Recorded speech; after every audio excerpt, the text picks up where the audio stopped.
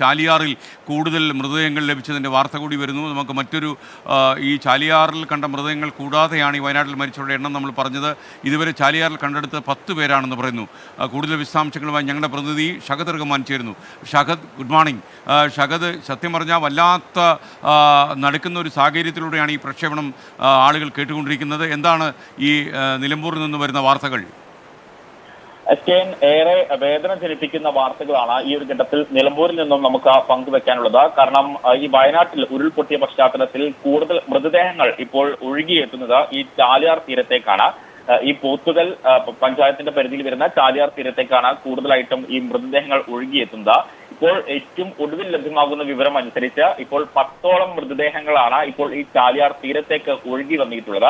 ഇത് നമ്മൾ വാർത്ത റിപ്പോർട്ട് ചെയ്യുന്ന ഘട്ടത്തിൽ പോലും ഈ TDR ഉൾപ്പെടെയുള്ള സംഘടനകളുടെ അല്ലെങ്കിൽ ഈ സംഘങ്ങളുടെ ഗ്രൂപ്പുകളിൽ പലതരത്തിലുള്ള അപ്ഡേഷനുകൾ വരുന്നുണ്ട്. പക്ഷേ ഏറ്റവും പുതുതായി ലഭ്യമാകുന്ന വിവരം അനുസരിച്ച് അല്ലെങ്കിൽ ഫീൽഡിൽ നിന്ന് ലഭ്യമാകുന്ന വിവരം അനുസരിച്ച് 10 മൃതദേഹങ്ങളാണ് ഇപ്പോൾ കണ്ടെത്തിയിട്ടുള്ളത് എന്നുള്ളതാണ്.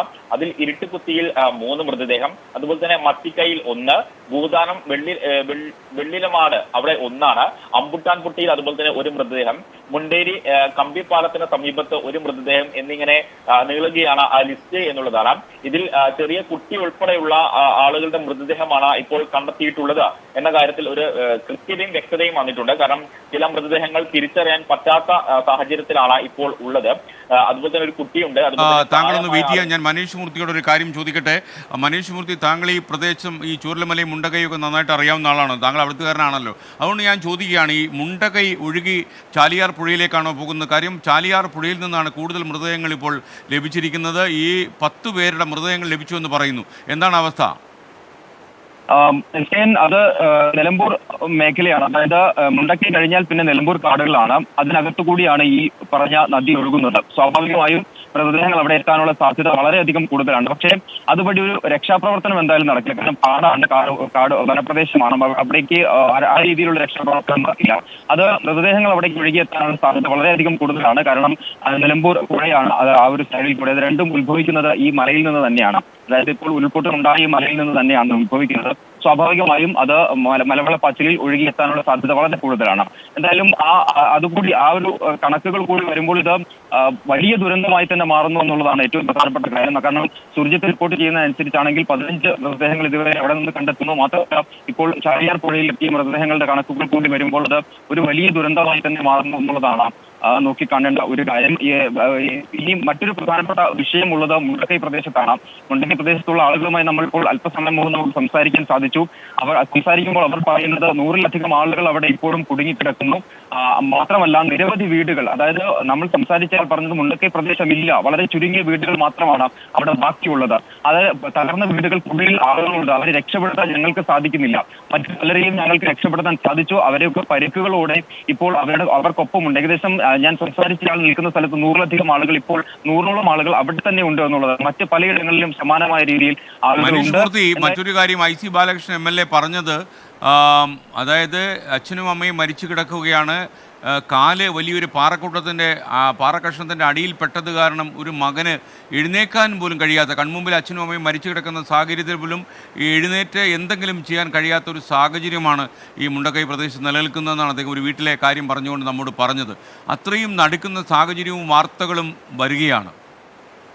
എയർലിഫ്റ്റിംഗ് മാത്രമാണ് SKN ഒരു സാധ്യത എന്ന് പറയുന്നത്. കാരണം ഒരു തരത്തിലും രക്ഷാപ്രവർത്തകർക്ക് അവിടേക്ക് എത്തിച്ചേരാൻ സാധിക്കില്ല. കാരണം നമ്മൾ ആ പുഴയുടെ അല്ലെങ്കിൽ ആ മലവെള്ളപ്പാച്ചിലിന്റെ ദൃശ്യങ്ങൾ നമ്മൾ കണ്ടതാണ്. ഒരു തരത്തിലും അവിടേക്ക് പോകാൻ കഴിയില്ല. ആകെ ഉണ്ടായിരുന്ന മാർഗം എന്ന് പറയുന്നത് ആ പാലമാണ്.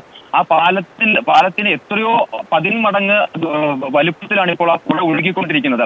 അതിലൂടെ വടം കെട്ടിപ്പോലും അപ്പുറത്തേക്ക് പോകാൻ കഴിയില്ല. കാരണം നമ്മളിപ്പോൾ ഈ ചൂരൽമല പ്രദേശത്തുള്ള റെസ്ക്യൂ പ്രവർത്തനങ്ങൾ തന്നെ നമ്മൾ കണ്ടത് അത്രയധികം വെള്ളം അവിടെയുണ്ട്, മലവെള്ളപ്പാച്ചിൽ അവിടെ ഉണ്ട്. അതിനുള്ളിലൂടെ ഒരു കാരണവശാലും അപ്പുറത്തേക്ക് പോകാൻ സാധിക്കില്ല. ഇനി അഥവാ പോയാൽ തന്നെ അവിടെ നിന്ന് തിരികെ ആളുകളെ കൊണ്ടുവരിക എന്ന് പറയുന്നത് തീർത്തും ശ്രമകരമായ ദുഷ്കരമായ ഒരു ജോലിയായിരിക്കും. അപ്പോൾ ഈ പറഞ്ഞ രീതിയിൽ ഒരു എയർലിഫ്റ്റിംഗ് മാത്രമാണ്. 100-ലധികം ആളുകൾ, അതായത് ഞാൻ സംസാരിച്ച ആൾ നിൽക്കുന്ന സ്ഥലത്ത് തന്നെ 100ഓളം ആളുകൾ ഉണ്ട് എന്നാണ് അവർ പറയുന്നത്. അപ്പോൾ മറ്റിടങ്ങളിലും സമാനമായ രീതിയിൽ ആളുകൾ അവിടെ ഉണ്ട്. അങ്ങനെ വരുമ്പോൾ എയർലിഫ്റ്റിംഗ് മാത്രമാണ് അവിടെ ഒരു സാധ്യത എന്ന് പറയുന്നത്. മാത്രമല്ല ഈ പറഞ്ഞ രീതിയിലുള്ള പ്രശ്നങ്ങൾ അവിടെ വീടുകൾക്കുള്ളിൽ ആളുകൾ കുടുങ്ങിക്കിടക്കുന്നുണ്ട്, മൃതദേഹങ്ങൾ ഉണ്ട് എന്ന് തന്നെയാണ് അവിടെയുള്ള ആളുകൾ നമ്മോട് പറയുന്നത്. മാത്രമല്ല അവിടെ ഉള്ള നിരവധി ആളുകൾ അവർക്ക് രക്ഷിക്കാൻ സാധിച്ചിട്ടുണ്ട്. അതായത് നമ്മൾ സംസാരിച്ച ആളുകൾ പലരെയും രക്ഷപ്പെടുത്തിയിട്ടുണ്ട്, അവർക്കും പരിക്കേറ്റിട്ടുണ്ട്. സമയം വൈകും തോറും ഇത് വലിയ തോതിലുള്ള പ്രശ്നം. കാരണം ഇത് തുടങ്ങിയത്, അതായത് ഇതിന്റെ ഉത്ഭവസ്ഥാനം എന്ന് പറയുന്നത് മുണ്ടക്കൈ പ്രദേശമാണ്.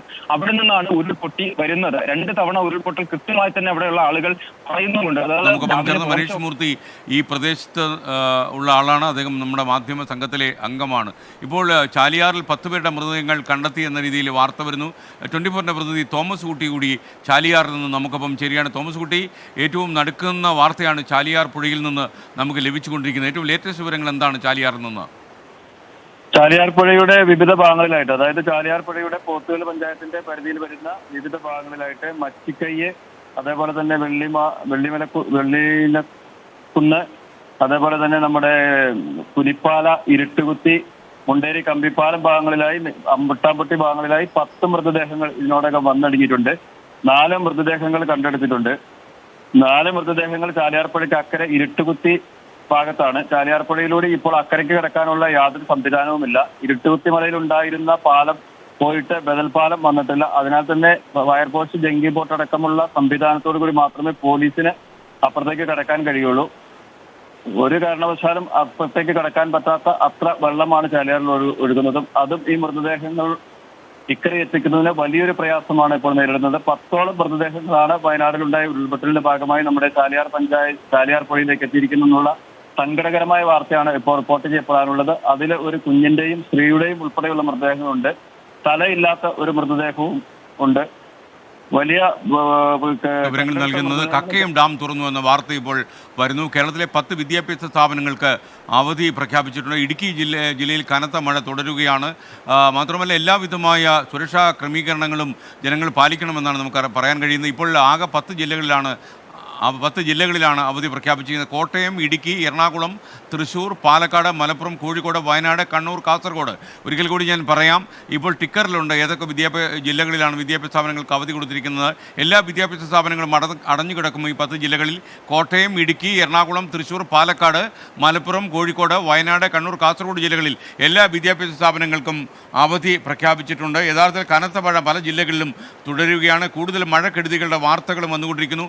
ഏറ്റവും ദുരന്തഭൂമിയായി മാറിയിട്ടുള്ളത് വയനാട് ജില്ലയാണ്. മുണ്ടക്കൈയും അതുപോലെ അട്ടമലയും ഒക്കെ ഒറ്റപ്പെട്ടു പോയ പ്രദേശങ്ങളായി തുടരുന്നു. ഈ പ്രദേശത്ത് പോകാനുള്ള ഏക പാലം തകർന്നുപോയി എന്നുള്ള വാർത്ത വരുന്നുണ്ട്. ഈ ചൂരമലയിൽ നിന്ന് മുണ്ടക്കൈയിലേക്ക് പോകുന്ന പാലമാണ് തകർന്നു വീണതായി പോകുന്നത്. അതുകൊണ്ട് തന്നെ ഈ പ്രദേശം പൂർണ്ണമായി ഒറ്റപ്പെട്ടു കഴിഞ്ഞു.